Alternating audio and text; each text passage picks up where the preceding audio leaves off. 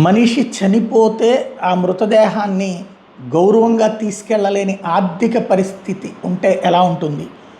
అది ఇదివరకు జగన్ టైంలో ఉన్నప్పుడు అది జగన్ చేతకానితనంగా రాసుకొచ్చారు. ఇప్పుడు వచ్చేటప్పటికి హ్యూమన్ టచ్ ఉండేటటువంటి విధంగా రాసుకొచ్చారు. ఈనాడు జ్యోతి, ఈవెన్ సాక్షి కూడా అట్లాగే రాసింది. ఇదేదో ప్రభుత్వం మీదకి నెట్టేయలేదు, ఆ విషయంలో పెంచుకోవాలి. అట్ ద సేమ్ టైం ఎంత దారుణమైన పరిస్థితుల్లో ఉన్నాం మనం అన్నది ఇక్కడ తేలేది. ప్రభుత్వ ఆసుపత్రి నుంచి శవాలను తీసుకెళ్ళడానికి పేదలు పడే బాధలు వర్ణాతీతంగా మారుతున్నాయి. మంగళవారం బాపట్ల జిల్లా కేంద్రంలోని ఆసుపత్రిలో అమానవీయ ఘటన చోటు చేసుకుంది. బాపట్ల జిల్లా చింతాయపాలెం గ్రామానికి చెందినటువంటి నక్కా నాగేష్ 55 ఏళ్ళు అలియాస్ నాగేశ్వరరావు మంగళవారం ఉదయం భోజనం చేసి విశ్రాంతి తీసుకున్న సమయంలో ఒక్కసారి గుండెపోటు వచ్చింది.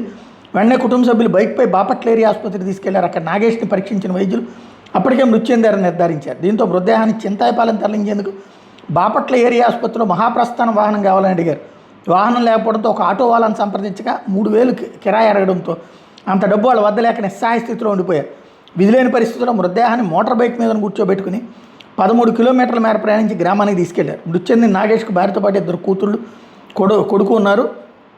మృతదేహాన్ని మోటార్ బైక్ మీద తీసుకెళ్లిన ఘటన సోషల్ మీడియాలో వైరల్గా మారడంతో జిల్లా కలెక్టర్ వినోద్ కుమార్ స్పందించారు. ఘటనకు సంబంధించి సమగ్ర విచారణ చేయాలని సంబంధిత అధికారులను ఆదేశించారు.